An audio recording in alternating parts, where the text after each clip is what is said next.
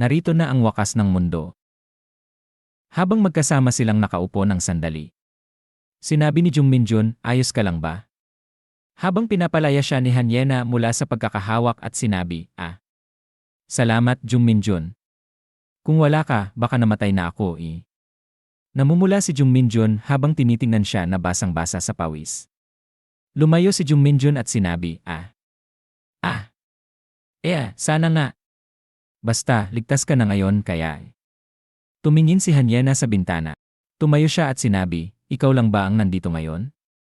Sinabi ni Jung Minjun, umalis ang nanay ko 3 araw na ang nakakaraan at hindi pa siya bumalik. Nakakontak ko siya sa pagkakataon at mukhang ayos lang siya. Sinabi niyang nakipagkita siya sa isang unit ng militar at umalis patungo sa isang ligtas na lugar. Sinabi ni Hanyena, naiintindihan ko. Masaya akong marinig. Sinabi ni Jung Minjun, Hanyena. Paano naman ang mga magulang mo? Sinabi ni Hanyena, nakapag-usap pa ako sa tatay ko sa huling pagkakataon at mukhang ligtas siya sa trabaho niya. Tungkol naman sa nanay ko maayos sila pareho. Basta, kung may tubig ka, pwede ba akong makiinom? Hindi pa ako nakainom ng kahit patak ng tubig sa ilang araw. Sinabi ni Jung Minjun, Sinabi ni Hanyena, at kung may kuryente pa, pwede ko bang i-charge ang phone ko? Ilang minuto pa, ininom ni Hanyena ang 3 bote ng tubig ni Jung Minjun at patuloy na umiinom habang tinitingnan ni Jung Minjun ang mga seksi niyang binti at paa. Sinabi ni Jung Minjun sa sarili ng nagulat, seryoso, gaano karaming tubig ang iniinom niya? Dapat nagra-ration kami. Kung tuluyang maputol ang tubig. Putya ni. Pero sa kabilang banda, baka nag-risk siya ng buhay para lang makarating dito. Habang natatapos uminom si Hanyena ng tubig, sinabi ni Jung Minjun, dumaan ka ba dito mula sa bahay mo? Pero bakit ka dumaan dito sa bahay ko? Sinabi ni Hanyena, matagal akong nagtago sa labas habang panahon. Nagulat si Jung Minjun at sinabi sa sarili, Tumingin si Hanyena sa malayo at sinabi, 3 araw na ang nakakaraan.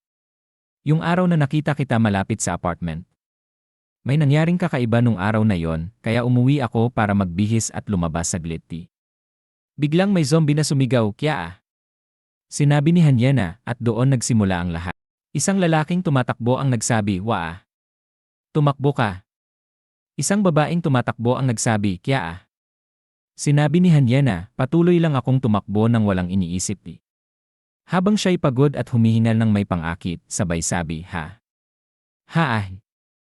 Sinabi ni Hanyena at nagtatago ako sa hagdanan ng isang malapit na shopping complex. Naghintay ako, umaasang may darating na magliligtas sa akin, pero wala.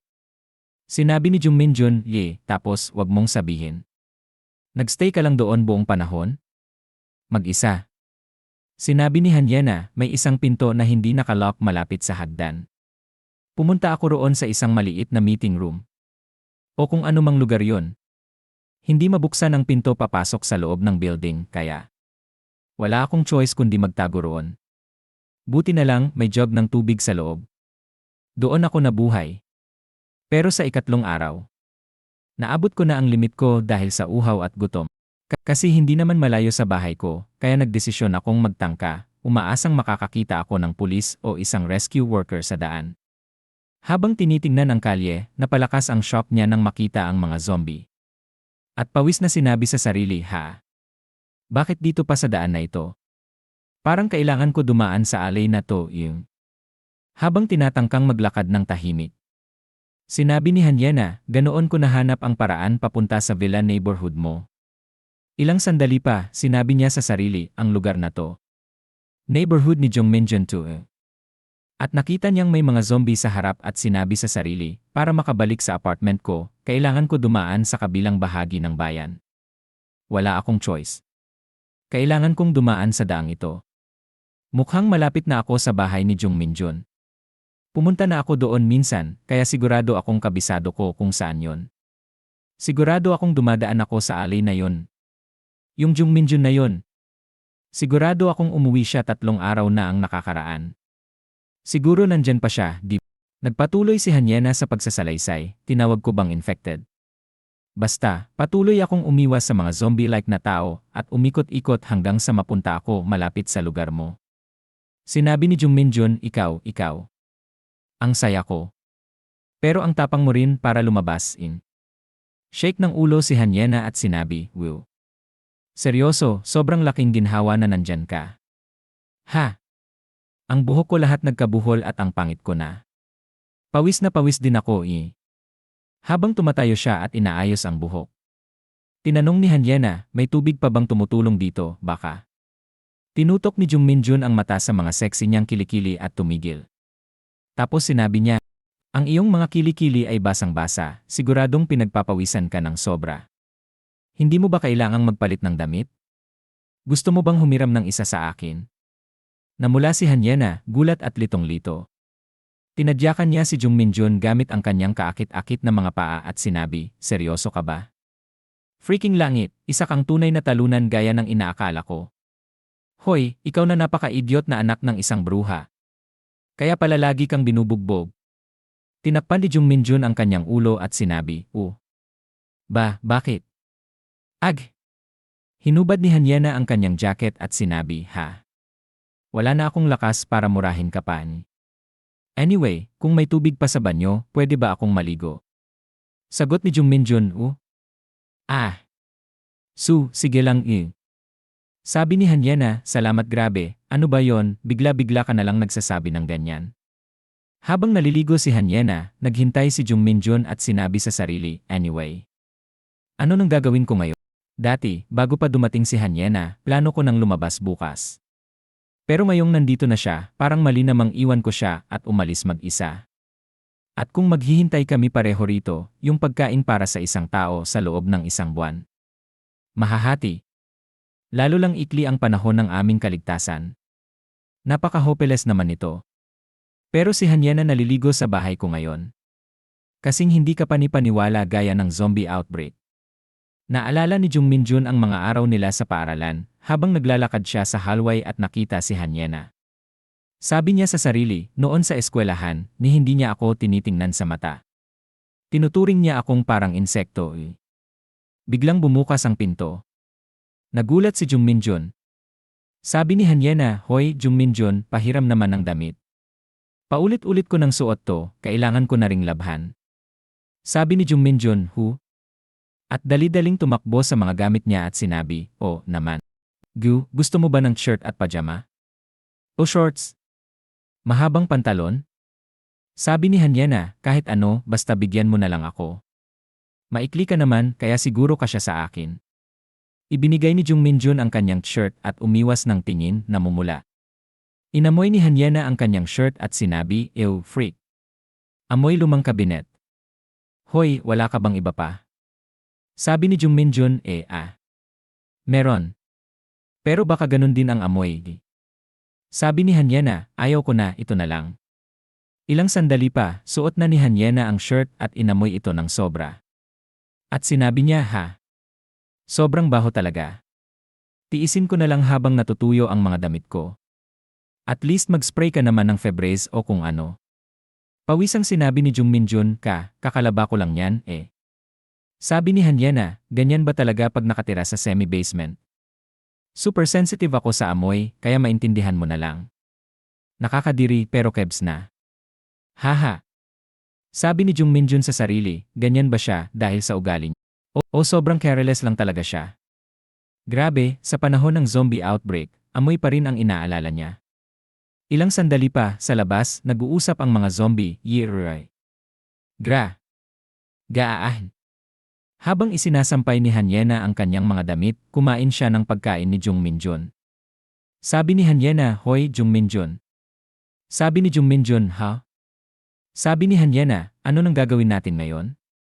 Wala naman tayong choice kundi maghintay ng rescue, di ba? Sabi ni Jung Minjun, Sa totoo lang, bago ka dumating, plano ko sanang lumipat ng lugar bukas. Sabi ni Hanyena, ano? Seryoso ka? May pagkain pa tayo dito, bakit pa tayo lalabas? Halos mamatay na nga ako para makarating dito, alam mo ba yan? Tapos ngayon gusto mong lumabas? Hindi ako papayag. Sabi ni Jung Minjun, hindi ko sinasabing lalabas ako ngayon, iniisip ko lang yon bago ka dumating. Anyway, ngayong nandito ka, siguro kailangan na lang talaga nating maghintay ng rescue, tama? Sabi ni Hanyena, paano kung maubos na ang pagkain natin? Ano nang gagawin natin?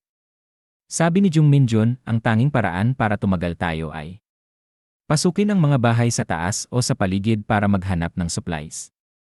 Pero sa totoo lang, maliban sa rooftop room, hindi ako sigurado kung wala talagang infected sa ibang lugar. At nitong mga araw, lalo na't pababa na ng pababa ang mga sigaw mula sa ibang gusali. Kapag tuluyan nang naubos ang pagkain, kailangan na talaga nating lumabas. Nagulat si Hanyena at sinabi, hindi pwede. Lalabas? Hindi, ayoko. Hindi ko kaya. Sabi ni Jung Minjun, pero hindi mo rin kinaya yung taguan mo, di ba? Kapag naubos na ang pagkain, wala tayong choice kundi lumabas. Sabi ni Hanyena, iisipin na lang natin yan kapag nangyari na. At hindi ka pa nga lumalabas, di ba? Kapag lumabas ka sa neighborhood na to, magbabago agad ang isip. Yung mga zombie-like na yan, nakakatakot sila sobra. Halos mamatay na nga ako para lang makalakad ng 1 kilometro papunta rito. Sabi ni Jung Minjun, 1 kilometro rin yon ah. Impressive. At kung nakarating ka ng ligtas, baka kaya mo rin umiwas sa kanila habang gumagalaw sa paligid. Sabi ni Hanyena, ano? Hoy, hindi ka ba natatakot sa mga halimaw na yon? Sabi ni Jung Minjun, alam mo rin naman. Parang zombie na talaga sila. Kailangan pa natin ng mas maraming impormasyon, pero base sa nakita ko sa bintana, kapag kinagat ka, nagiging katulad mo sila. Kaya malamang na magbago ka dahil sa impeksyon, tama? Sa totoo lang, wala akong pakialam kung maimpeksyon ako. Wala namang saysay, wala na akong mawawala. Habang tahimik si Hanyena, nagpahayag siya, yan ang sitwasyon mo. Gusto ko pang mabuhay. Hindi ko tatanggapin na maging katulad nila. Dapat akong mag-aral sa Amerika sa susunod na taon. Sabi ni Jung Minjun, ang susi ay iwasan lang ang makipag-ugnayan sa kanila, tama? Nakarating ka naman dito, hindi ba? Sinabi mo nga na hindi ka nahalata hanggang bago ka makarating dito sa bahay ko. Isang bagay tungkol sa mga infected. Hindi sila lahat sabay-sabay na umatake na parang gusto kang patayin.